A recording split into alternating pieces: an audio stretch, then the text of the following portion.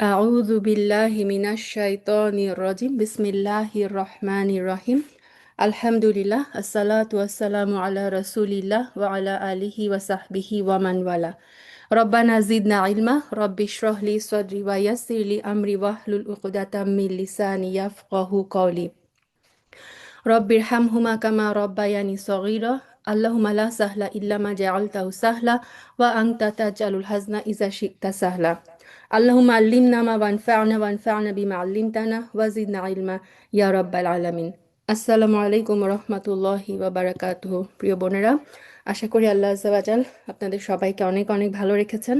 আলহামদুলিল্লাহ আলহামদুলিল্লাহ। আর মাত্র কিছুদিন পরেই হচ্ছে সেই বহু প্রতীক্ষিত রমাদান মাস আমরা পেতে যাচ্ছি। আল্লাহুম্মা বাল্লিগনা রমাদান। আল্লাহ আজ্জা ওয়া জাল যেন আমাদের সবাইকে রমাদানে সুস্থ মতো পৌঁছে দেন এবং রমাদানের পূর্ণ সওয়াব আমরা যেন হাসিল করতে পারি সুস্থ থেকে। আমরা নিজেরা যেন সুস্থ থাকি, আমাদের পরিবারের সবাই যেন সুস্থ থাকে। আল্লাহ সুবহানাহু ওয়া তাআলা আমাদের সমস্ত কাজকর্মগুলো যেন সহজ করে দেন। আল্লাহুম্মা আমিন। আচ্ছা, তো রমাদানকে সামনে রেখে আজকে থেকে আমরা শুরু করতে যাচ্ছি ফিকহুস সিয়াম। এখানে আমরা মেইনলি দেখব যে রোজার রিলেটেড নর্মাল যে বিধানগুলো, মাসলা মাসাইলগুলো আমরা যে বইটা থেকে পড়ব, এটা হচ্ছে মোহাম্মদ নাসির শাহরুখের সংকলিত এবং ডক্টর মোহাম্মদ মনজুরে ইলাইয়ের সম্পাদনায় একটা বই, ফিকহুস সিয়াম রোজার বিধান এবং মাসাইল, তৃতীয় সংস্করণ। এটা 2024-এর এডিশন। বাংলাদেশে যারা আছেন তারা বইটা কিনতে পারেন, বাইরে যারা আছেন তারা পিডিএফও কিনতে পারেন। আমি যেমন পিডিএফ কিনে নিয়েছি। আচ্ছা, এই বইটা খুব মানে শর্টকাটে খুব সুন্দরভাবে খুব সহজ ভাষায় রোজার যে বেসিক মাসলা মাসাইলগুলো এগুলো মানে দেওয়া আছে আলহামদুলিল্লাহ।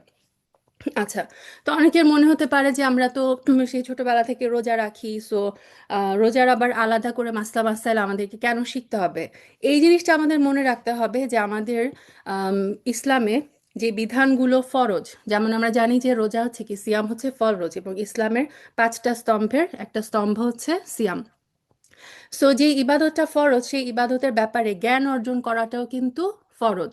সো আমি মানে অন্যের উপর ভরসা করে অন্যের কাছ থেকে এটা শুনে ওইটা শুনে রোজা এভাবে রাখে, নিয়ত এটা করতে হয় এটা করতে হয়, এই যে মানে শোনা, শুনে শুনে আমরা যে যেভাবে সিয়াম রাখি, আমরা এখন এসে দেখি যে না, আমাদের জানায় অনেক ভুল ছিল, আল্লাহ আমাদেরকে মাফ করুক। সো আমাদের প্রত্যেককে চেষ্টা করতে হবে যে সিয়ামের যে বেসিক মাসলা মাসাইল, সিয়াম রিলেটেড যে ফিক যতটুকু আমাদের জানতে হবে আমার সিয়ামটা বিশুদ্ধ করার জন্য, সেইটুকু কিন্তু আমাকে, সেইটুকু জ্ঞান অ্যাটলিস্ট আমাকে অর্জন করতেই হবে। এবং জ্ঞান অর্জনের গুরুত্বের কথা আমি বিভিন্ন হালাকায় বিভিন্ন মানে অনেকবার বলেছি।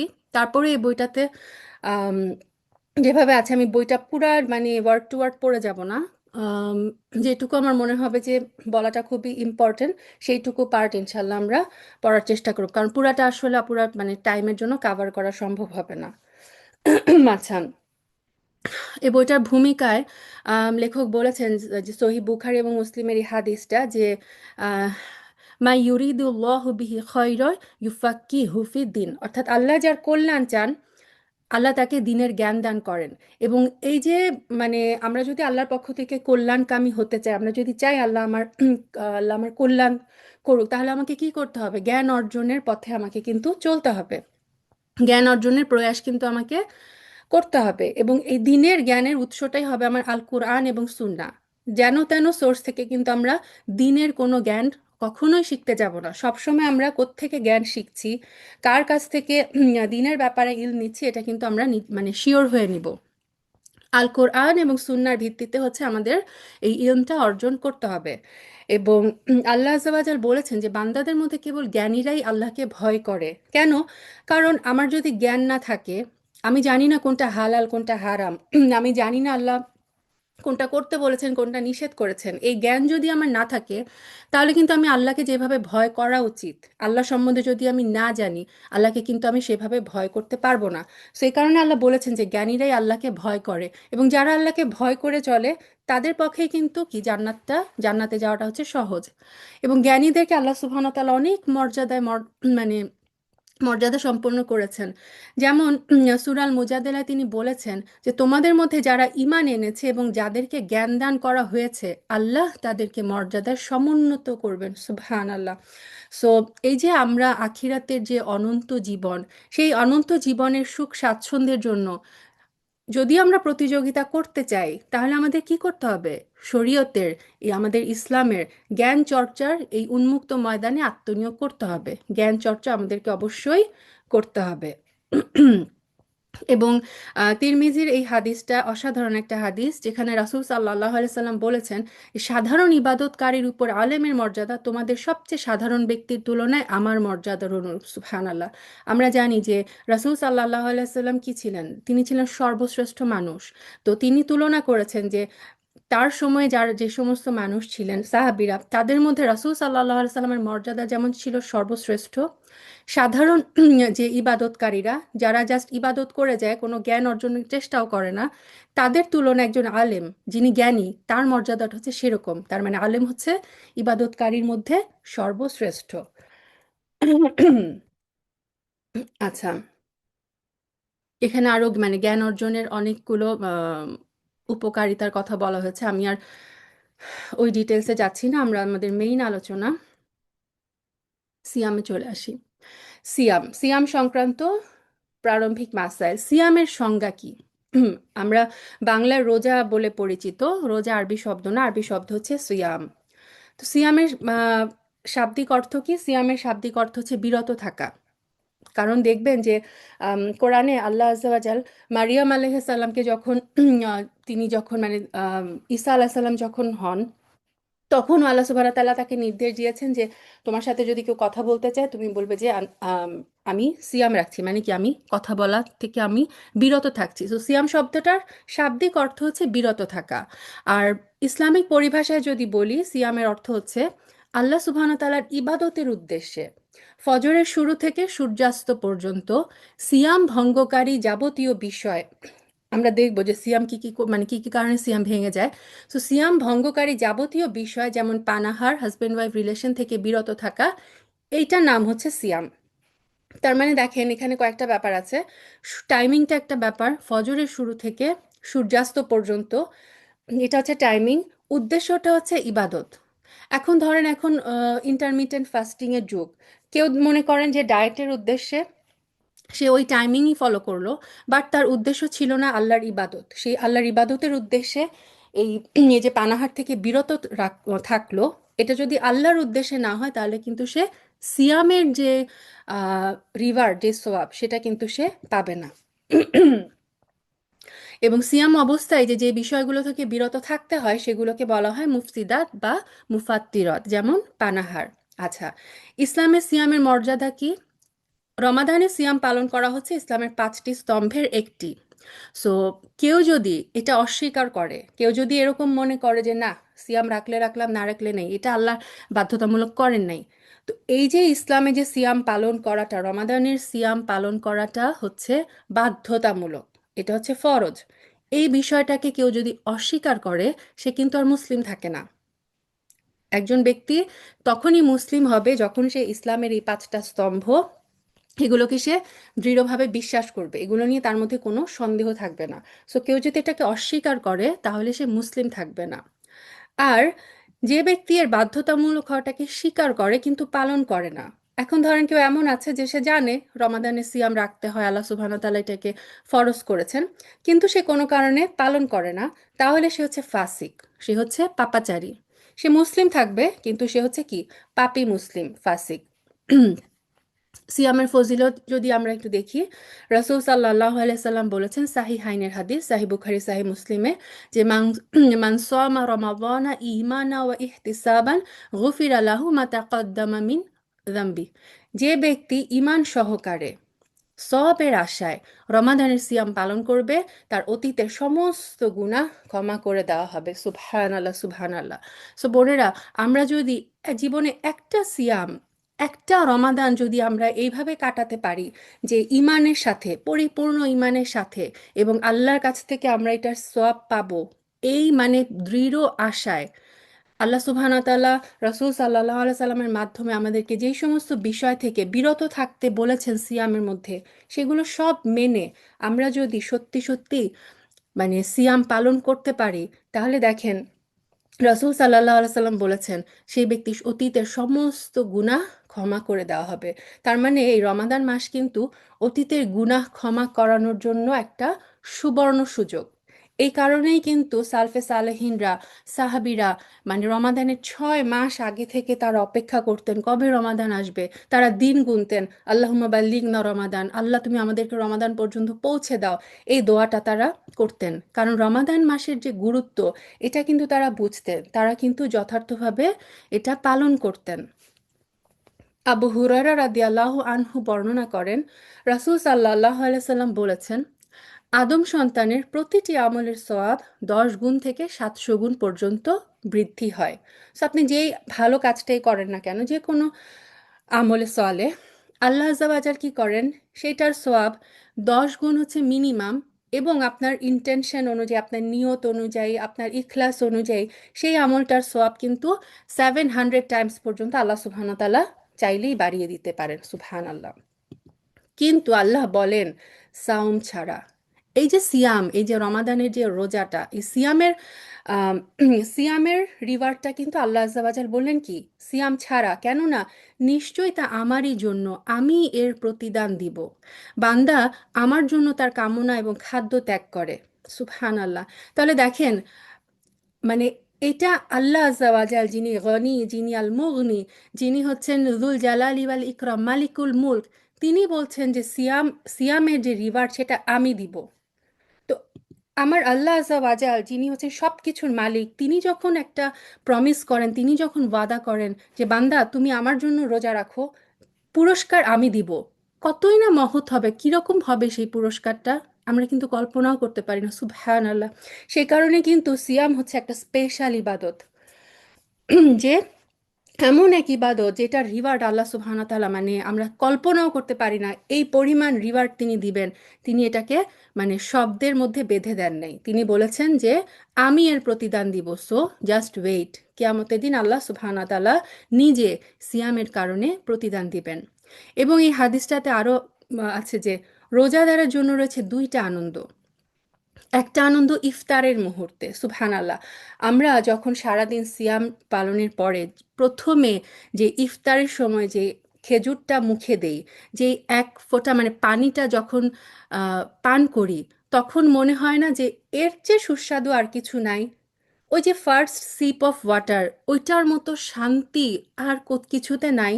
তো রোজাদার কি করে, ইফতারের মুহূর্তে এই তৃপ্তিটা, এই আনন্দটা কিন্তু সে ফিল করে। আল্লাহ আজ্জাল বলে দিচ্ছেন যে আমার যে বান্দারা এই রোজা রাখবে, তাদের জন্য দুইটা আনন্দ। একটা আনন্দ তো সে দুনিয়াতে পেয়ে যাচ্ছে ইফতারের মুহূর্তে, আরেকটা আনন্দ তার রবের সাথে সাক্ষাতের মুহূর্তে। সুবহান আল্লাহ, আলহামদুলিল্লাহ, আলহামদুলিল্লাহ। এবং ইমাম নববী রাহিমাহুল্লাহ বলেছেন যে এই যে এই মোমেন্টটা কখন হবে, যখন সে কিয়ামতের দিন তার সিয়ামের পুরস্কার লাভ করবে আর সিয়াম পালনকারী তৌফিকের কথা স্মরণ করবে। যখন আল্লাহ আজ্জা আজল কিয়ামতের দিনে বান্দাকে এই সিয়ামের পুরস্কারটা দিবেন, তখন বান্দা এই সেকেন্ড যে পুরস্কারটা, সেইটা সে লাভ মানে সে সেকেন্ড এই আনন্দটা সে লাভ করবে। এবং সে মনে করবে যে দুনিয়াতে আল্লাহ আজ্জা ওয়াজাল আমাকে সিয়াম রাখার তৌফিক দিয়েছিলেন, যার কারণে তার রবের সাথে যখন তার সাক্ষাৎ হবে, সেই যে এই সিয়ামের পুরস্কারটা যখন সে তার রবের হাত থেকে পাবে, তখন হচ্ছে সেই মানে অফুরন্ত আনন্দ, কেমন হবে সে অসাধারণ আনন্দ, যখন আমাদের রব আমাদেরকে সিয়ামের কারণে সেই পুরস্কারটা দিবেন। আল্লাহ আজ্জা ওয়াজাল যেন আমাদের সবাইকে সেই পুরস্কার লাভের তৌফিক দেন। আর তার মুখের ঘ্রাণ আল্লাহর নিকট মেশকের সুঘ্রাণের চেয়েও উত্তম।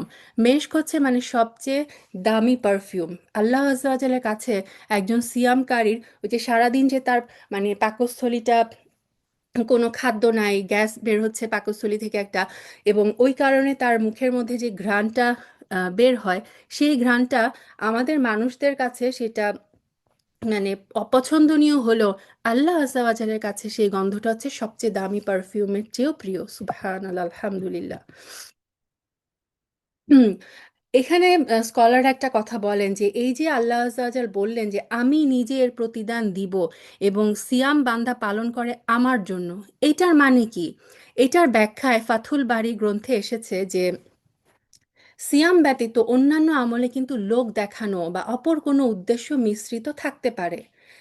সিয়াম ছাড়া অন্য যে কোনো ইবাদতই আপনি মানে চিন্তা করেন না কেন, সেটার মধ্যে কিন্তু রিয়া ঢুকে যেতে পারে। সলাতে রিয়া ঢুকাটা খুব মানে খুবই নর্মাল। আপনি নামাজ পড়ছেন, কেউ একজন রুমে ঢুকলো, আপনি হয়তো আপনার সেজদাটা লম্বা করলেন, কিয়ামটা লম্বা করলেন, বা আপনি আম, কাউকে দেখিয়ে যখন দান করছেন তখন হয়তো আপনি আরেকটু বেশি টাকা দিলেন। কিন্তু সিয়াম এমন একটা আমল যেটার মধ্যে কিন্তু মানে রিয়া থাকতে পারে না। আপনার যদি একান্ত ইন্টেনশন না থাকে রোজা রাখার, তাহলে কিন্তু কি আপনি যে কোনো জায়গায় চুপিসারে এক ঢোক পানি খেয়ে ফেলতেই পারেন, তাই না? সো এই যে প্রচণ্ড রোদের মধ্যেও প্রচণ্ড মানে যতই রোদ হোক, যতই গরম লাগুক, যত কষ্টই হোক, একজন রোজাদার কি করে? সূর্যাস্ত পর্যন্ত পানাহার থেকে বিরত থাকে। এটা কেন? শুধুমাত্র আল্লাহ সন্তুষ্টির জন্য। তো রোজাদার গোপনে পানাহার করলে আল্লাহ ছাড়া কিন্তু কেউ তা জানবে না। সে কারণে কি সিয়ামের ক্ষেত্রে নিয়তের এই ইখলাস, ইখলাস মানে সিয়ামের ক্ষেত্রে এই ইখলাস ধরে রাখাটা হচ্ছে সবচেয়ে মানে সহজ। সিয়ামটা মানে সিয়ামের মধ্যে রিয়া ঢোকার চান্সটা হচ্ছে সবচেয়ে কম। সো এই কারণে এটা হচ্ছে আরেক দিক থেকে এটা হচ্ছে একটা স্পেশাল ইবাদত। এই কারণেই সিয়ামের ক্ষেত্রে নিয়তের এই যে একনিষ্ঠতা বা ইখলাস, এটার কারণে আল্লাহ আজ্জা ওয়াজাল নিজে এটার স্পেশাল সওয়াব দান করবেন, যা 10 গুণ থেকে 700 গুণের সীমায় সীমাবদ্ধ থাকবে না। আলহামদুলিল্লাহ, আলহামদুলিল্লাহ। আচ্ছা, এখন আমাদের কাছে অনেক সময় মনে হয় আচ্ছা আমি সকাল থেকে সন্ধ্যা পর্যন্ত না খেয়ে থাকলাম, ঠিক আছে, কিন্তু আমার দিনের বেলায় মানে সিয়ামরত অবস্থায় আমি যা খুশি তাই করতে পারি। তাহলে কিন্তু সিয়ামের যে পূর্ণ সওয়াব, যেটা আমরা মানে আশা করি যে আল্লাহ সুবহানাহু ওয়া তাআলা অগণিত অফুরন্ত পুরস্কার দিবেন, সেই পুরস্কারের পূর্ণ সওয়াব কিন্তু অর্জন করা যাবে না।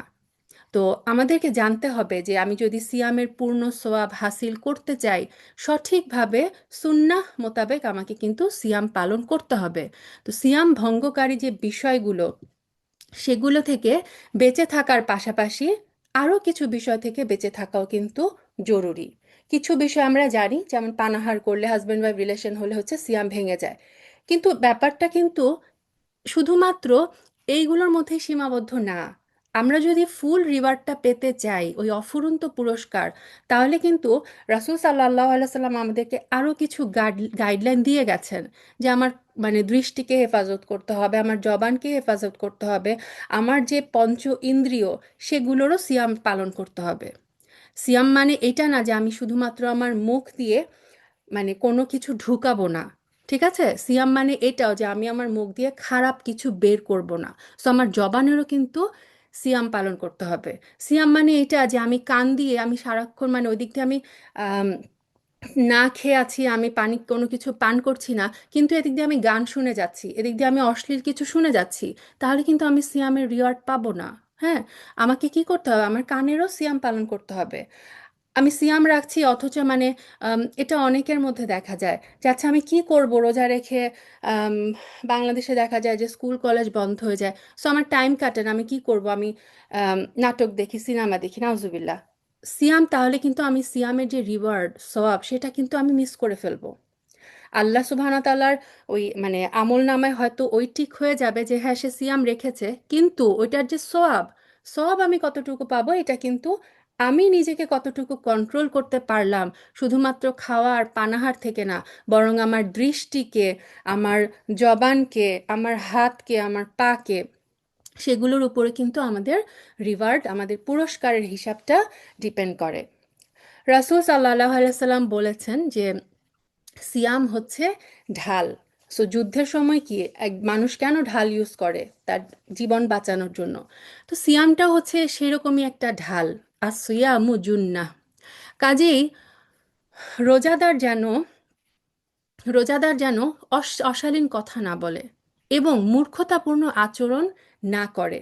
তো রাসূল সাল্লাল্লাহু আলাইহি সাল্লাম দেখেন আমাদেরকে, এটাও সহি বুখারী সহি মুসলিমের হাদিস।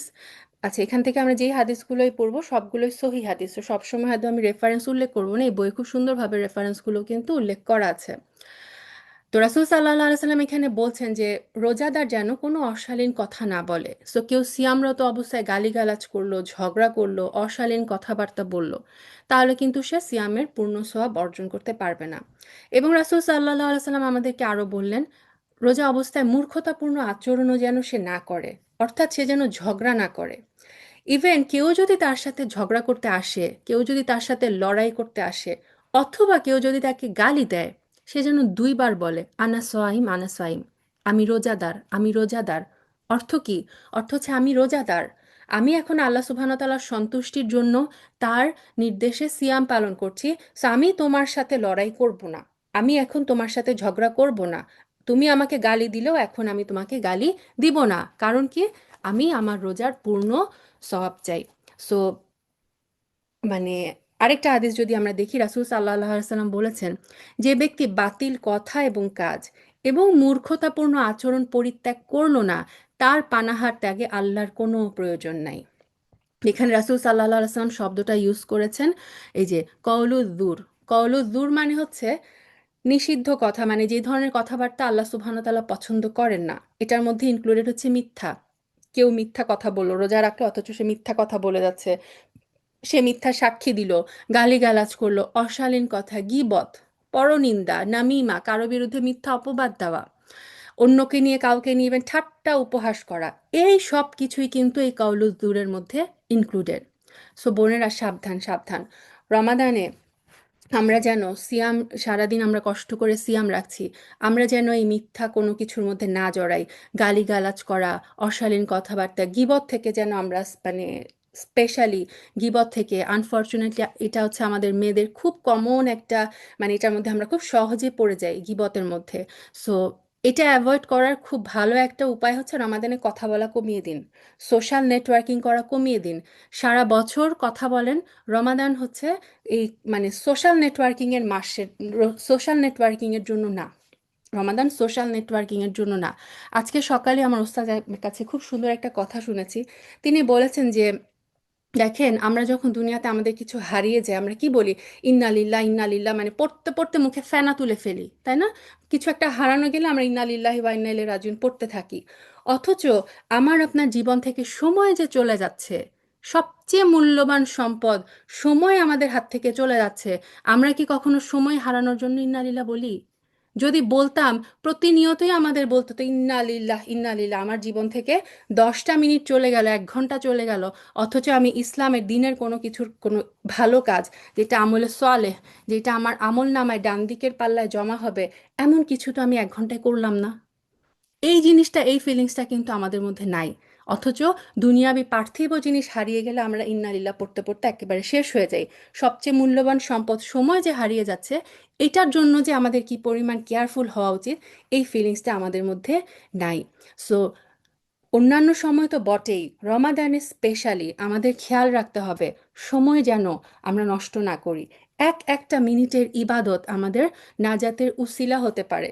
সো রমাদানে আমরা এই যে সোশ্যাল নেটওয়ার্কিং, ফোন করা, এই ফোন করার কথা কেন বললাম? হ্যাঁ, আত্মীয়তার বন্ধন আপনাকে রক্ষা করতে হবে, এটা ইসলামের নির্দেশ।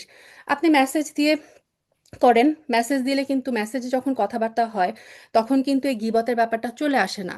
আপনি যখনই 10 মিনিট 15 মিনিটের বেশি কথা বলতে শুরু করবেন, দেখবেন অটোমেটিক গীবত কিন্তু চলে আসে কোনোভাবে। সো এই ব্যাপারে আমরা নিজেরাই যেন কেয়ারফুল হয়ে যাই। আমরা কথাই বলবো অল্প, যাতে করে এই গীবত কথার মধ্যে ঢুকতেই না পারে। এবং অন্যদেরকে নিয়ে যে ঠাট্টা উপহাস করা, এখন হচ্ছে মানে স্ট্যান্ড আপ কমেডিয়ানের যুগ। মানুষজন হচ্ছে মানে মানে কমেডি করে, একজন আরেকজনকে নিয়ে উপহাস করে, মিম মিম বানায়, এবং এটাই হচ্ছে এখন মানুষজন এনজয় করে। তো নাউজুবিল্লাহ, আমরা যেন এগুলো থেকে কেয়ারফুল থাকি। অন্যকে নিয়ে ঠাট্টা উপহাস করা, এগুলো সব কিছু থেকে যেন আমরা সারা বছর তো অবশ্যই, স্পেশালি স্পেশালি রমাদানে সিয়ামরত অবস্থায় এগুলো থেকে আমরা যেন বিরত থাকি। কারণ রাসূল সাল্লাল্লাহু আলাইহি সাল্লাম দেখেন ক্লিয়ারলি বলে দিলেন, আমরা রোজা রাখলাম, অথচ আমরা এই ধরনের কাজগুলো থেকে যদি মানে পরিত্যাগ, যদি আমরা নিজেদেরকে মানে পরিত্যাগ যদি এই কাজগুলো করতে না পারি, তার পানাহার ত্যাগে আল্লাহর কোনো প্রয়োজন নেই। মানে এই সিয়াম আল্লাহর কাছে কোনো মূল্য নাই। তারপরে আরো আছে, বলা হচ্ছে যে তেমনি সকল প্রকার নিষিদ্ধ কাজ এই হাদিসের অন্তর্ভুক্ত, যেমন দৃষ্টির হেফাজত করা, যেটা বললাম যে সিয়ামরত অবস্থায় অনেকে টিভি, নাটক, সিনেমা, অনেকে আছে যারা ঠিক করে রাখে, আচ্ছা রমাদানে তো ফ্রি টাইম আছে, রমাদানে আমি এই সিরিয়াল দেখে শেষ করব, নাউজুবিল্লাহ, আল্লাহ আমাদেরকে হেফাজত করুক। রমাদান হচ্ছে দৃষ্টির হেফাজতের মাস। আমরা সমস্ত ধরনের, আমরা কোনো হারাম দেখব না, আমরা কোনো হারাম শুনবো না, আমরা কোনো হারাম বলবো না, আমরা কোনো হারাম জায়গায় যাবো না ইনশাআল্লাহ বিজনিল্লাহ। আবার অনেকে গান শুনে সময় কাটাতে গিয়ে গুনায় লিপ্ত হন, কেউ বা শপিং মলে ঘোরাঘুরি করে চোখ, কান এবং কথা দ্বারা গুনায় লিপ্ত হন। তো এটাও আমাদের একটা, মেয়েদের একটা দুর্বলতার জায়গায়, যে দেখা যায় আমরা রমাদানের আগে, ঈদের আগে একদম লেটেস্ট মডেল সব ড্রেসের লেটেস্ট মডেল বের হবে, তখন একদম লাস্ট মোমেন্টে রমাদানের মধ্যে ঘোরাঘুরি করে শপিং মলে ঘুরে ঘুরে আমরা কি করি, এক নাম্বার ওয়ান শপিং করে আমরা টাইম নষ্ট করি। নাম্বার টু হচ্ছে, আপনি যেই শপিং মলেই যান না কেন মিউজিক আপনাকে শুনতেই হবে। হয়তো আপনি ঘরে মিউজিক শোনেন না, আপনি এটাকে কন্ট্রোল করতে পারেন আলহামদুলিল্লাহ, বাট আপনি যে কোনো শপিং মলে যান, আপনি মিউজিক শুনতে বাধ্য হবেন। সো এই যে এখানে আমরা কি করছি, না চাইলেও কিন্তু আমরা এটাকে, এই যে কান দ্বারা যে গুনাহ হচ্ছে সেটার মধ্যে লিপ্ত হয়ে যাচ্ছি। আপনি শপিং মলে যান, আপনি অবশ্যই আপনার চোখের গুনাহ হবেই, মানুষজনের ইদানিং যা ড্রেস আপ, ঠিক আছে? তো এই যে চোখের গুণা, কানের গুণা, কথার গুণা, আপনি একটা মানে দোকানদারের সাথে কথা বলতেই থাকবেন, বলতে থাকবেন, তো এইগুলা সব কিছুর মাধ্যমে আমরা জাস্ট গুনায় লিপ্ত হই। সো যার যা কেনাকাটা, এখনো সামনে শ্রাবান মাস আছে, আমি রিকোয়েস্ট করব, রমাদানের আগে কেনাকাটা সব টেইলারিং থেকে শুরু করে সব কিছু আপনারা শেষ করে ফেলেন। রমাদানের মধ্যে শপিং মলে ঘোরাঘুরি করে সময় নষ্ট হওয়া এবং চোখ, কান এবং কথার যে গুণা, সেটা থেকে যেন আমরা বিরত থাকতে পারি। সো যার যা শপিং লিস্ট সব কিছু আপনারা এই শাবান মাসের মধ্যে ইনশাল্লাহ শেষ করে ফেলার চেষ্টা করবেন। এর পাশাপাশি আছে ইফতারের আয়োজনের অপচয়, সুবহান আল্লাহ। বলা হয় সব সময় যে Ramadan is a month of fasting not feasting. আমরা কি করি, রমাদানকে হচ্ছে ফিস্টিং বানিয়ে ফেলি। আমাদের অনেক প্ল্যান, গৃহিণীদের অনেক প্ল্যান থাকে, রমাদানের মধ্যে আমি কি কি ইফতার করব। হ্যাঁ, আমাদের প্রিপারেশনটা হয়, মানে রমাদানের প্রিপারেশন যখন আমরা যাই, আমাদের প্রিপারেশন হয় আমি ঘরকে কি কি, ঘর কিভাবে প্রিপারেশন নিব, ঘর পরিষ্কার করব, পর্দা ধুবো, ডিপ ক্লিন করব, আমি ইফতারিতে এই আইটেম বানাবো, ফ্রিজ আমি ইফতারগুলো আগে থেকে রেডি করে সব কিছু ভরায় ফেলবো। ভালো, খুবই ভালো, কিন্তু সব কিছুর একটা লিমিট আছে। ইসলাম আমাদেরকে অপচয় থেকে বিরত থাকতে বলেছে, তাই না? সো ইফতারের আয়োজনে আমরা যেন অপচয় না করি। আমরা অবশ্যই ইফতার করব, আমরা অবশ্যই আমাদের বাচ্চারা, আমাদের হাজবেন্ডরা, আমাদের পরিবারের লোকজন যা পছন্দ করে, সেই তাদের পছন্দ অনুযায়ী ইফতারটা তাদের সামনে আমরা অবশ্যই ইফতারের সামনে হাজির করব, বাট কোনো কিছু যেন এক্সেস না হয়ে যায়। অনেকে আবার আছে ইফতার পার্টি, ইফতার পার্টি থ্রো করার ব্যাপারে মানে কম্পিটিশন দেখা যায়, কার বাসায় কত বড় ইফতার পার্টি থ্রো করা হয়।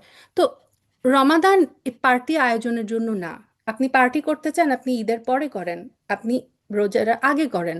রমাদান ইফতার মানে পার্টির টাইম না, রমাদান সোশ্যালাইজেশনের টাইম না।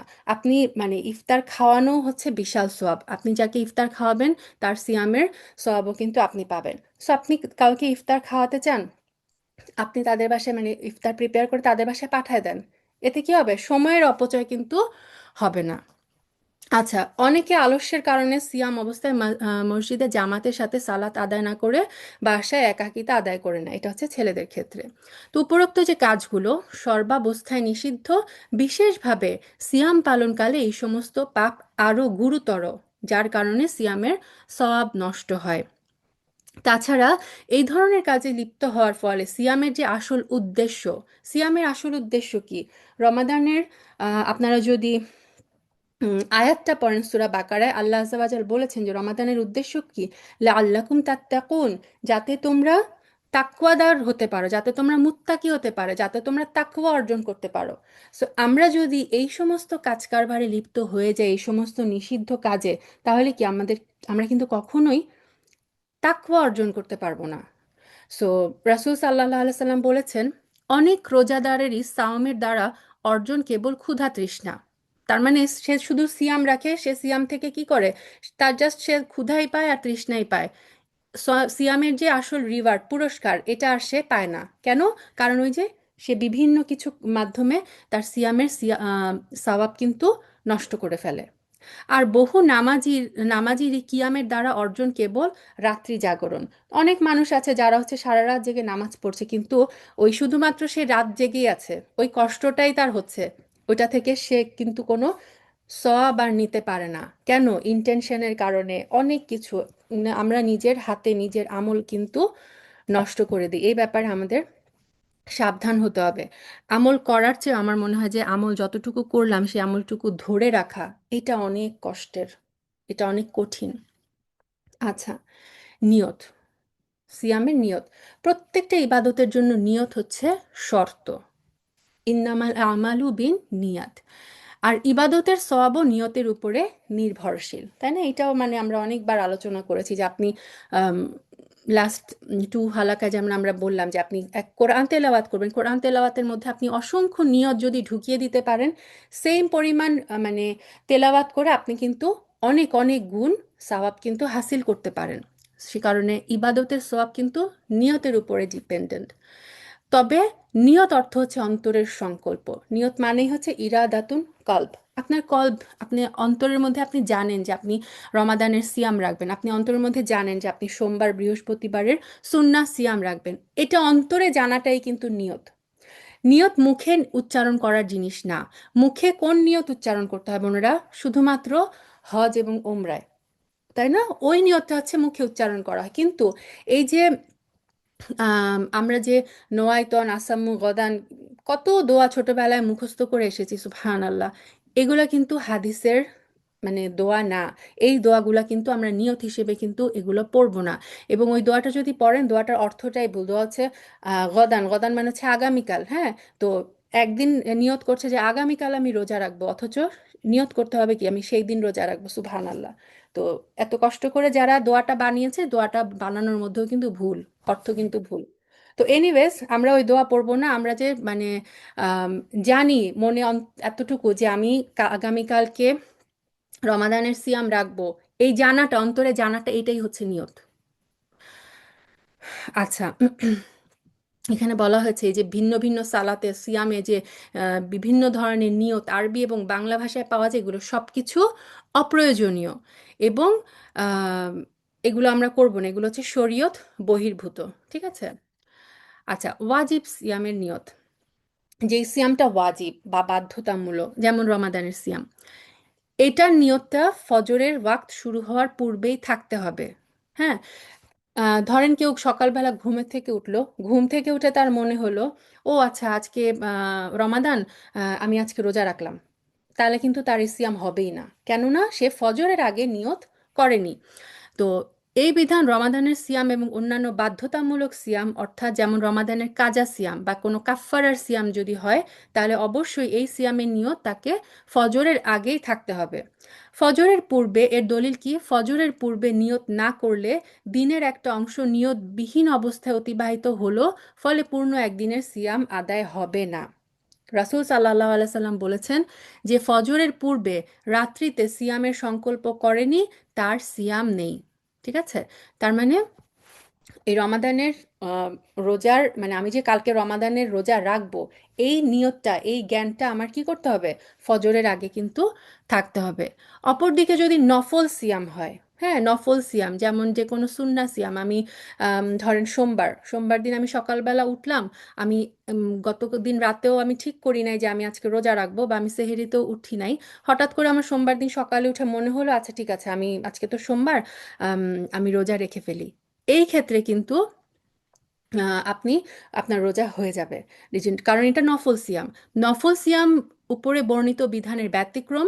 নফল সিয়ামের নিয়ত যে কোনো সময় করা যাবে, তবে শর্ত কি? ফজর থেকে শুরু করে নিয়ত করার মধ্যবর্তী সময় পর্যন্ত সিয়াম ভঙ্গকারী কোনো কিছু যেন সংগঠিত না হয়।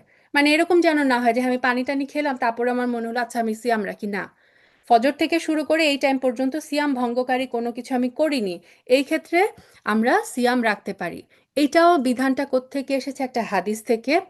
উম্মুল মুমিনিন আয়েশা রাদিয়াল্লাহু তাআলা আনহা বলেন, রাসূল সাল্লাল্লাহু আলাইহি সাল্লাম একদিন আমার নিকট এসে বললেন, তোমাদের কাছে খাবার কিছু আছে? আমরা বললাম না। সুবহানাল্লাহ, দেখেন, সর্বশ্রেষ্ঠ মানুষ রাসূল সাল্লাল্লাহু আলাইহি সাল্লামের মানে ঘরে খাওয়ার কিছু নাই। আল্লাহ আজ্জা ওয়া জাল। আমরা মানে আমরা কত বিলাসিতা, কত কিছুর মধ্যে ডুবে আছে, অথচ আমাদের কত কমপ্লেন। তো আয়েশা রাদিয়াল্লাহু তাআলা আনহা যখন বললেন, না ইয়া রাসূলুল্লাহ, আমাদের ঘরে খাওয়ার কিছুই নাই, তখন রাসূল সাল্লাল্লাহু আলাইহি সাল্লাম বললেন, সেক্ষেত্রে আমি রোজা থাকলাম। তার মানে কি, রাসূল সাল্লাল্লাহু আলাইহি সাল্লাম এই রোজার নিয়ত কিন্তু আগে থেকে করেন নাই। তিনি যখন এসে দেখলেন ঘরে খাবার কিছু নাই, তিনি বললেন যে আচ্ছা ঠিক আছে, আমি রোজা থাকলাম। আবার আরেকদিন তিনি এলে আমরা বললাম, আরেকদিনও এরকম হলো, তিনি আসলেন। তারপর যখন তার ওয়াইফ তাকে জানালেন যে আমাদেরকে হাইস উপহার দেওয়া হয়েছে, একটা স্পেশাল একটা খাওয়া, যেটা হচ্ছে খেজুর পানি ঘি দিয়ে তৈরি এক ধরনের খাদ্যদ্রব্য। তো তিনি বললেন যে আচ্ছা সেটা নিয়ে আসো, আমি সকাল থেকে রোজা আছি। তারপর তিনি খেলেন, মানে তিনি নফল সিয়াম ছিলেন, সেটা কোনো রমাদানের সিয়াম বা অন্য কোনো ফরজ সিয়াম ছিল না। তো তিনি রোজা ছিলেন, এবং তিনি যখন শুনলেন যে হ্যাঁ ঘরে খাওয়ার কিছু আছে, তারা মানে কেউ তাদেরকে হাইস উপহার দিয়েছে, তখন রাসূল সাল্লাল্লাহু আলাইহি সাল্লাম বলেন আচ্ছা নিয়ে আসো, আমি খাবো। তিনি রোজা ভেঙে ফেললেন। তো এই হাদিসটা থেকে আরো প্রমাণিত হয় যে নফল সিয়াম ভঙ্গ করা বৈধ, তবে পূর্ণ করাটা হচ্ছে মুস্তাহাব। সো কেউ যদি রোজা রাখে, নফল সিয়াম হোক, আম, আম, পূর্ণ করাটা হচ্ছে পছন্দনীয়, তবে সে ভেঙে ফেলতে পারে, এটাতে কোনো গুনাহ হবে না। আচ্ছা, নফল সিয়ামের ক্ষেত্রে ফজরের পরবর্তী সময় নিয়ত করলে পূর্ণ দিবস সিয়ামের সওয়াব পাওয়া যাবে না। ঠিক আছে, বরং নিয়তের পর থেকে সূর্যাস্ত পর্যন্ত সিয়ামের সওয়াব পাওয়া যাবে। এই জন্য কোনো সিয়ামের ফজিলত যদি কোনো নির্দিষ্ট দিবসের সাথে সংশ্লিষ্ট হয়, তবে এর ফজিলত অর্জন করতে হলে ফজরের পূর্বে নিয়ত করতে হবে। যেমন কেউ যদি আরাফার দিনের, কেউ যদি ভাবে যে না আমি আরাফা, যেহেতু আজকে আরাফা, সে আরাফার দিনের সিয়াম যদি পালন করতে চায়, আমরা জানি আরাফার দিনে এটা হচ্ছে নফল সিয়াম, কিন্তু সে যদি ফজরের পূর্বে নিয়ত না করে, সে যদি ঘুমের থেকে উঠলো, তারপর তার 10টার সময় মনে হলো "ও আচ্ছা আরাফা আজকে, তাহলে আমি আরাফার সিয়ামের নিয়ত করে ফেলি", সেটা হবে না। কারণ কি, আপনি যখন থেকে নিয়ত করলেন তখন থেকে হচ্ছে আপনার সওয়াবটা শুরু হবে সিয়ামের। ঠিক আছে, সো আরাফার দিবসটা যেহেতু শুরু হচ্ছে কখন থেকে, আরাফার দিবসের যে সিয়াম যদি কেউ রাখতে হয়, সেটা অবশ্যই তাকে ফজর থেকে রাখতে হবে। সেই কারণে কোনো স্পেশাল দিনের সাথে যদি সেই সিয়ামের সংশ্লিষ্ট হয়, তাহলে কি করতে হবে, ফজরের পূর্বে অবশ্যই সেই নিয়ত করতে হবে, কেউ যদি আরাফার দিনের সওয়াবটা পেতে চায়। সো কেউ যদি আরাফার দিনের একাংশে নিয়ত করে, তবে সে সাধারণ একটি দিনের আংশিক সিয়ামের সওয়াব পাবে। আরাফার দিবসের যে সিয়ামের যে সওয়াব, যে 2 বছরের গুনাহ মাফ হয়ে যাবে, সেই ফজিলতটা সে অর্জন করতে পারবে না। আচ্ছা, এখানে একটা মাসালা আছে যে গোটা রমাদানের জন্য কি একবার নিয়ত করলেই যথেষ্ট? তো উম, আম, এখানে বলা হয়েছে যে রমাদানের সিয়াম কিংবা অন্যান্য যে সমস্ত সিয়াম একটানা প্রতিদিন রাখা হয়, রমাদানের সিয়ামটা তো কন্টিনিউয়াস, তাই না? সো এটা যেহেতু একটানা রাখা হয়, মাঝখানে কোনো ব্রেক নাই, সেজন্য শুরুতে সংকল্প থাকাই যথেষ্ট, যদি না এর মাঝে ছেদ পড়ে। সো ধরেন কেউ রমাদানের শুরুতেই নিয়ত করলো যে আমি মানে পুরা রমাদানটাই ইনশাল্লাহ আমি রোজা রাখবো। তো আমাদের মেয়েদের ক্ষেত্রে যেটা হয়, মেনস্ট্রুয়েশনের কারণে যদি মাঝখানে ব্রেক পড়ে যায়, তখন আমরা কি করব, মাঝখানে ব্রেকের পরে আমরা যখন আবার সিয়াম পালন করা শুরু করব, তখন আমরা আরেকবার নিয়ত করে নিব যে এই রমাদানের বাকি সিয়ামগুলো আমি ইনশাল্লাহ পালন করব, এইটুকু জানা অন্তরে, এটাই কিন্তু নিয়ত করা। সো রমাদানের নিয়ত, রমাদানের জন্য যেহেতু এটা কন্টিনিউয়াস একটা সিয়াম, সো প্রতিদিন ফজরের আগেই যে তাকে নিয়ত করতে হবে একবার, সেটা না, গোটা রমাদানের জন্য কিন্তু চাইলে একবারই নিয়ত করতে পারে। আচ্ছা, এখন আসি ফজরের শুরু আর সূর্যাস্ত আমরা কিভাবে নির্ণয় করব। রোজাদারের কর্তব্য হচ্ছে ফজরের শুরু এবং সূর্যাস্তের সময় সম্পর্কে নিশ্চিত হওয়া। তো আমরা কিভাবে নিশ্চিত হতে পারি? একটা হচ্ছে সরাসরি পর্যবেক্ষণ, একটা হচ্ছে নির্ভরযোগ্য মুয়াজ্জিনের উপর নির্ভর করা। আমরা এখানে যারা বাইরের দেশগুলোতে থাকি, আনফরচুনেটলি আমরা আজান শুনতে পাই না। তো আমাদের কি কি করতে হয়, নির্ভরযোগ্য কোনো প্রচার মাধ্যম উপর মানে আহ, ধরেন তাদের কোনো ক্যালেন্ডার, আমরা যেটা করি নর্মালি যে কাছাকাছি যে মসজিদ থাকে, সেই মসজিদ থেকে একটা রমাদানের ক্যালেন্ডার দেওয়া হয়, যে এটা হচ্ছে সূর্যাস্তের শুরু, এটা হচ্ছে ফজরের শুরু, এটা হচ্ছে ইফতারের টাইম। আমরা হচ্ছে সেই ক্যালেন্ডারের উপরে ডিপেন্ড করি। আচ্ছা, ফজর হয়েছে বলে নিশ্চিত না হওয়া পর্যন্ত পানাহার করা যাবে, কেননা মূল হচ্ছে ওয়াক্ত না হওয়া। আল্লাহ সুবহানাহু ওয়া তাআলা বলেছেন যে আহার করো এবং পান করো যতক্ষণ না ফজরের সাদা রেখা কালো রেখা থেকে স্পষ্ট হয়। এখন ধরেন কেউ এর কারো কেসে এরকম হলো, এগুলো আসলে আমরা যেহেতু এখন ক্যালেন্ডারের উপর ডিপেন্ডেন্ট বা আজানের উপর ডিপেন্ডেন্ট, এগুলো আমাদের জন্য অত বেশি ইয়ে না। বাট জেনে রাখা ভালো যে আগের দিনে এটা হতো যে আম, ধরেন তার কাছে সে হচ্ছে যে সরাসরি পর্যবেক্ষণ করে যখন এই যে কালো রেখা সাদা রেখা আলাদা হয়ে যায় তখন বুঝে যে আচ্ছা ফজরের টাইম হয়ে গেছে এখন। তো এই ক্ষেত্রে ধরেন কেউ এটা মানে দেখে নিশ্চিন্ত হলো, তার কাছে মনে হলো, তারপরে সে হচ্ছে মানে ওই পর্যন্ত সে পানাহার করলো, তারপরে সে কোনোভাবে জানতে পারলো যে না, সে যখন পানাহার করেছে অলরেডি ফজরের ওয়াক্ত শুরু হয়ে গেছে, ঠিক আছে, এই ক্ষেত্রেও তার সিয়াম কিন্তু হয়ে যাবে। কারণ সে কি, সে যখন যতক্ষণ পানাহার করেছে সে ওই পর্যন্ত নিশ্চিত ছিল। কিন্তু যেই মোমেন্টে সে জানবে যে না অলরেডি তো ফজরের ওয়াক্ত হয়ে গেছে, তখন কি হবে, সে জানার পরে সে পানাহার সাথে সাথে স্টপ করতে হবে। জানার পরেও যদি সে পানাহার করে, সে নিশ্চিত কেউ তাকে এসে বলল আল্লাহ ফজর তো ওয়াক্ত হয়ে গেছে, তখন যদি সে পানাহার কন্টিনিউ করে দেন হচ্ছে তার সিয়াম হবে না, ঠিক আছে।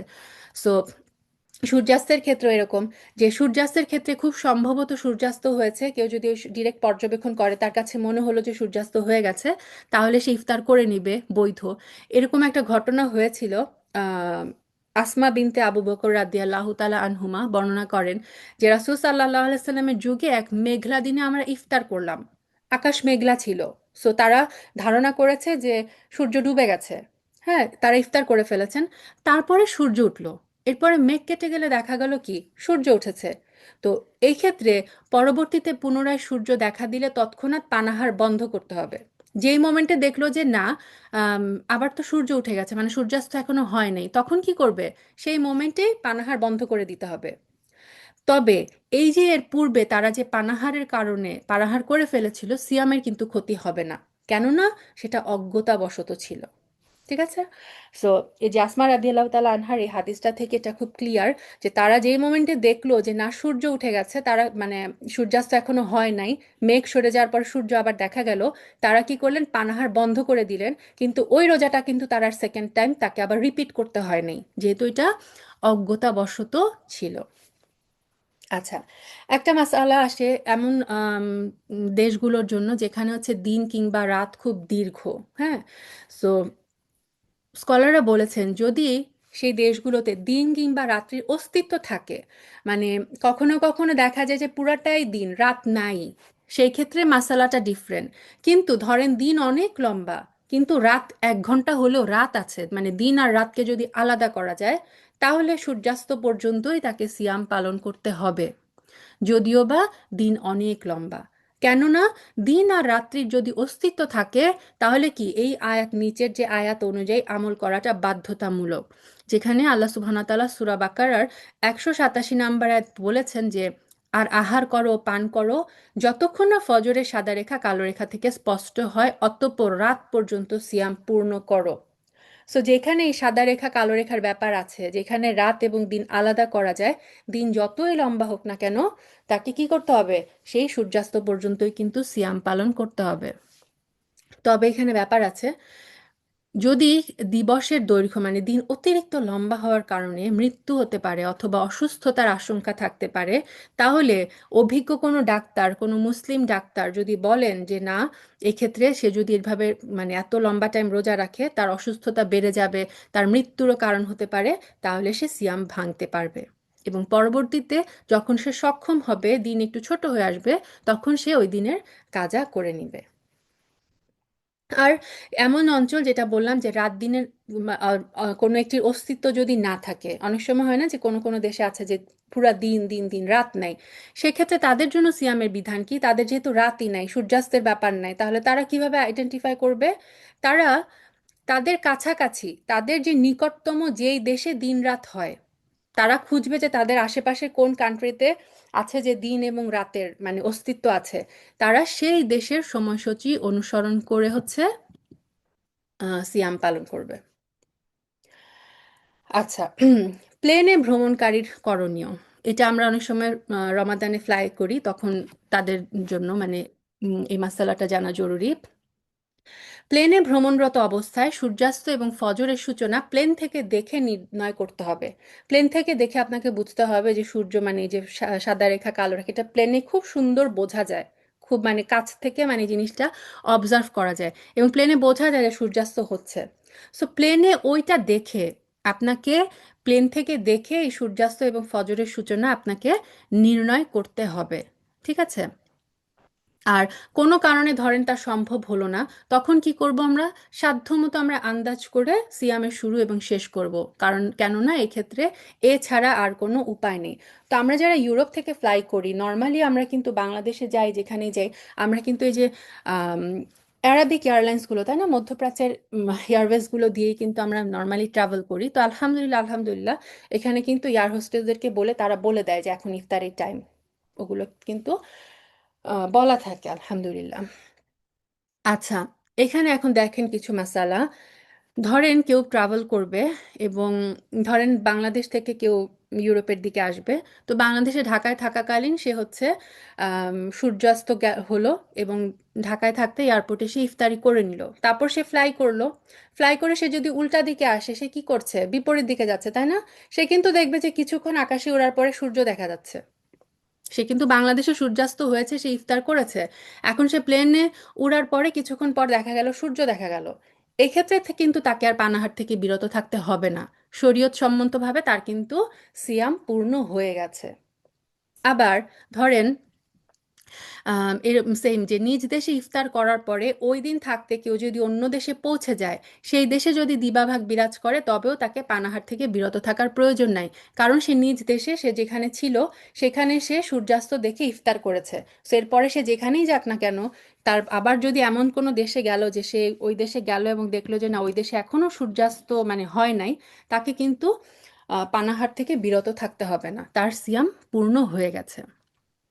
এখন কেউ যদি সূর্যাস্তের পূর্বে প্লেনে আকাশে উড়ে, ধরেন সে বাংলাদেশ থেকে মানে জার্মানির উদ্দেশ্যে বের হলো, প্লেনে উঠলো, সূর্যাস্ত তখনও হয় নাই, সো সে ইফতার করে মানে উঠতে পারে নাই প্লেনে।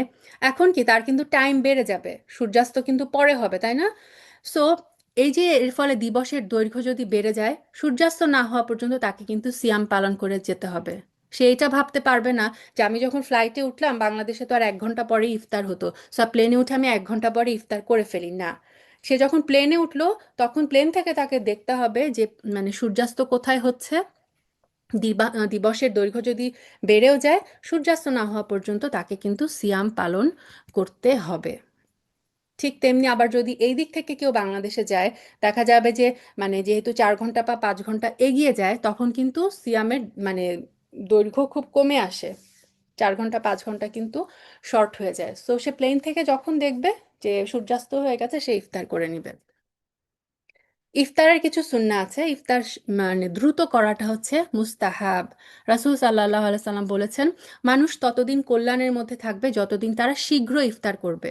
সো এটা হচ্ছে আমাদের টেন্ডেন্সি, কারণ হচ্ছে আম, ইহুদিরা সম্ভবত ওরা হচ্ছে দেরিতে ইফতার করে। সো আমরা যেটা করব, আমরা যখন নিশ্চিত হয়ে যাব সূর্যাস্ত হয়ে গেছে, তখন আমরা দেরি করব না, আমরা ইফতার করে নিব। আবু দাউদের হাদিসে এসেছে, রাসূল সাল্লাল্লাহু আলাইহি সাল্লাম বলেছেন, দিন ততদিন বিজয়ী থাকবে যতদিন মানুষ শীঘ্র ইফতার করবে, কেননা ইহুদি এবং নাসারারা ইফতার বিলম্বে করে। আচ্ছা, তো আমরা মনে রাখবো শীঘ্র ইফতার করা রাসূল সাল্লাল্লাহু আলাইহি সাল্লামের সুন্নাহ। খেজুর দিয়ে ইফতার করা মুস্তাহাব। রাসূল সাল্লাল্লাহু আলাইহি সাল্লাম বলেছেন, এটা আনাস রাদিয়াল্লাহু তাআলা আনহুর হাদিস, রাসূল সাল্লাল্লাহু আলাইহি সাল্লাম মাগরিবের সালাতের পূর্বে সতেজ খেজুর দিয়ে ইফতার করতেন। মানে একজন ফ্রেশ যে খেজুর রুতব, রাসূল সাল্লাল্লাহু আলাইহি সাল্লাম নর্মালি রুতব দিয়ে সতেজ খেজুর, ফ্রেশ খেজুর দিয়ে তিনি ইফতার করতেন। ফ্রেশ খেজুর না থাকলে তিনি শুকনা খেজুর দিয়ে ইফতার করতেন, আর তাও যদি না থাকতো কয়েক ঢোক পানি পান করতেন। সো আমরাও চেষ্টা করব রাসূল সাল্লাল্লাহু আলাইহি সাল্লামের সুন্নাহ পালনের উদ্দেশ্যে খেজুর দিয়ে ইফতার করা। এবং ইফতারের দোয়া, আব্দুল্লাহ বিন আমর বিন আল আস রাদিয়াল্লাহু আনহুমা থেকে বর্ণিত, রাসূল সাল্লাল্লাহু আলাইহি সাল্লাম বলেছেন, প্রত্যেক মুসলিমের জন্য রমাদানে সে করে এমন একটি কবুল দোয়া বরাদ্দ আছে। হ্যাঁ, এবং আম, মানে এই হাদিসটা থেকে কি বোঝা যায় যে ইফতারের আগে যে মানে ইফতারের সময় যে দোয়া, সেই দোয়াটা কিন্তু কবুল হয়। এবং ইবনে ওমর রাদিয়াল্লাহু আনহুমা থেকে বর্ণিত, আল্লাহ রাসূল সাল্লাল্লাহু আলাইহি সাল্লাম ইফতার করে বলতেন কি, যাহাবা জামাউ ওয়াবতাল্লাতিল উরুকু ওয়া সাবাতাল আজরু ইনশাআল্লাহ। অর্থাৎ তৃষ্ণা বিদরিত হয়েছে, শিরা উপশিরাগুলো আর্দ্র হয়েছে, আল্লাহ চাইলে সওয়াব অর্জিত এবং স্থায়ী হয়েছে। এইটা হচ্ছে ইফতারির দোয়া। ইফতারি করে, ইফতারির মানে আপনি একটি খেজুর খেলেন, পানি খেলেন, তারপর হচ্ছে এই দোয়াটা পড়বেন। তো আমরা যেটা বাংলাদেশে মানে শিখে এসেছি না, যে আল্লাহুম্মা লাকা সুমতু ওয়া আলা রিজকিকা আফতারতু, আম, এই হাদিসটা হচ্ছে আবু দাউদ এবং অন্যান্যরা বর্ণনা করেছেন। এটা হচ্ছে দুর্বল হাদিস। ঠিক আছে, এটা হচ্ছে দুর্বল হাদিস, এবং এই হাদিসটা হচ্ছে সাহি হাদিস। এই যে জাহাবাল জামাউ ওয়াবতাল্লাতিল উরুকু ওয়া সাবাতাল আজরু ইনশাআল্লাহ। তো ইফতারের পরে আমরা এই দোয়াটা পড়বো ইনশাআল্লাহ। আচ্ছা, সেহরি সুন্নাহ। সেহরির মধ্যে বরকত রয়েছে। রাসূল সাল্লাল্লাহু আলাইহি সাল্লাম বলেছেন তোমরা সেহরি করো, কেননা নিশ্চয়ই সেহরিতে বরকত রয়েছে। তো অনেক সময় আমরা দেখা যায় যে আমরা ওই যে ঘুম থেকে উঠে আবার সেহরি করব, এটা অনেক মানে আমরা অ্যাভয়েড করতে চাই। আমরা ভাবি যে না, আমি একটু রাতে একটা দুইটা পর্যন্ত জেগে থাকি, তারপর কিছু খেয়ে আমি আম, ঘুমিয়ে যাব। ওটা কিন্তু রাসূল সাল্লাল্লাহু আলাইহি সাল্লামের সুন্নাহ না। একটা জিনিস মাথায় রাখতে হবে, সেহরি না করলে রোজা হবে না, ব্যাপারটা এরকম না। সেহরি ফরজ না রোজার জন্য। আপনি যদি কিছু না খেয়ে জাস্ট আপনার নিয়ত থাকে, তাহলে আপনার রোজা হয়ে যাবে। কিন্তু সাহরি না করার মাধ্যমে আমরা কি করি? আমরা বিশাল একটা সুন্নাহ, এই যে সুন্নার যে সওয়াব, সেটা থেকে নিজেদেরকে বঞ্চিত করে ফেলি। সেহরির মধ্যে রয়েছে কল্যাণ। কারণ কি? আল্লাহর নির্দেশ পালনের কারণে সোয়াব অর্জন। রাসূল সাল্লাল্লাহু আলাইহি সাল্লাম বলেছেন তোমরা সাহারি করো। সো আমি যদি আমার নবীর নির্দেশ পালন করি, অবশ্যই আল্লাহ আযজা ওয়া জাল্লা আমাকে সোয়াব দিবেন। তো সেহরি, আপনি সেহরি খাওয়ার মাধ্যমে কি সোয়াব অর্জন করতে পারবেন। আল্লাহর ইবাদতে শক্তি অর্জন। এই সেহরির মধ্যে কি রয়েছে? বরকত রয়েছে। এটা রাসূল সাল্লাল্লাহু আলাইহি সাল্লাম বলেছেন। এবং সেহরির বরকতের কারণে, এই যে সেহরিতে আপনি জাস্ট উঠে মানে একটু একটা খেজুর খান, এক কাপ দুধ খান, বা একটু ইয়োগার্ট খান, যেটাই হোক, অল্প কিছু হোক, আপনি যদি সেহরির নিয়তে সেটা খান, মানে সেহরির হিসেবে যদি ওটা খান, ওইটার মধ্যে যে বরকতটা আছে, সেই বরকতটা কিন্তু পুরা দিন আপনাকে, যে আল্লাহ আপনি ইবাদত করবেন, সেটার শক্তি দিবে ইনশাআল্লাহ। সিয়ামে একঘেয়েমি দূর হওয়া। সেহরির কারণে রাতের গভীরে ঘুম থেকে ওঠা হয়, তাই না? যে সেহরি করার উদ্দেশ্যেও যদি আপনি ঘুম থেকে ওঠেন, তাহলে কি আপনি অ্যাটলিস্ট ফজরের কিছুক্ষণ আগে উঠবেন। সো ওই টাইমে আমরা জানি কি আল্লাহ আযজা ওয়া জাল রাত্রির শেষ তৃতীয়াংশে নিচের আকাশে নেমে আসেন। ওই টাইমে তিনি ডাকতে থাকেন যে আমার কোনো বান্দা কি আছে কিছু চায়, কেউ কি আছে যে রহমত চায়, কেউ কি আছে যে ক্ষমা চায়, তাই না? সো এটা হচ্ছে দোয়া কবুলের টাইম, ইস্তিগফারের টাইম। সূরা জারিয়াতে আল্লাহ সুবহানাহু ওয়া তাআলা বলেছেন জান্নাতীদের একটা বৈশিষ্ট্য হচ্ছে ওয়াবিল আসহারি হুম ইয়াস্তাগফিরুন। জান্নাতীদের একটা বৈশিষ্ট্য হচ্ছে সাহরির টাইমে তারা ইস্তিগফার করে। সো বোনেরা, আমি রিকোয়েস্ট করব, আপনারা সেহরির টাইমে ফজরের আগে অ্যাটলিস্ট 5 মিনিট, 10 মিনিট, 15 মিনিট, যে যে যার যার সাধ্য অনুযায়ী একটা টাইম রাখেন জাস্ট ইস্তিগফারের জন্য। জাস্ট আস্তাগফিরুল, একটা কোনায় বসে যান, জাস্ট ইস্তিগফার করেন। এটা জান্নাতীদের একটা বৈশিষ্ট্য, সূরা জারিয়াতে পড়ে দেখবেন। এবং এই সময় হচ্ছে দোয়া কবুলের টাইম, যেটা বললাম। এই সময় যে ইবাদত, সালাত, কোরআন তেলাওয়াত, দুয়া, ইস্তিগফার, এগুলো পালন করা সেহরির কারণে সহজ হয়। আপনি সেহরির কারণে উঠলেন, একটু আগে উঠেন, হাফ অ্যান আওয়ার আগে উঠেন, তারপরে আপনি মানে একটু সলাত পড়েন, একটু তাহাজ্জুদ পড়েন, একটু কোরআন তেলাওয়াত করেন, একটু ইস্তিগফার করেন, একটু দোয়া করেন। এগুলো কারণে মানে সেহরির কারণে উঠলে এই ইবাদতগুলো করাও কিন্তু আমাদের জন্য সহজ হয়। এবং এই যে পুরুষদের জন্য ঘুম থেকে ওঠার ফলে কি ফজরের সালাত জামাতের সাথে আদায় করা সহজ হয়। আরেকটা কথা মাথায় রাখবো, রাসূল সাল্লাল্লাহু আলাইহি সাল্লাম সবসময় আমাদেরকে বলেছেন যে আহলে কিতাবরা এইভাবে করে, আমরা মুসলিমরা কি করব, এটা একটু অন্যভাবে করব। তো আহলে কিতাব, সেহরির মাঝে রয়েছে আহলে কিতাব থেকে ভিন্নতা অবলম্বনের সোয়াব। এই আহলে কিতাবরা, ইহুদি খ্রিস্টানরা কিন্তু সাহরি করে না। তো আমরা যদি সাহরি করি, আমরা কি করলাম? তাদের থেকে আমাদেরকে আলাদা করে ফেললাম। রাসূল সাল্লাল্লাহু আলাইহি সাল্লাম বলেছেন, মুসলিমের হাদিস, আহলে কিতাব এবং আমাদের সিয়ামের পার্থক্যই হচ্ছে সাহরি। সুবহানাল্লাহ। এটা খুব সুন্দর একটা হাদিস, আহমদের হাদিস, যে আল্লাহ আজ্জাওয়াজাল এবং ফেরেশতাগণ সেহরিকারীদের উপর সালাত পেশ করে। সুবহানাল্লাহ।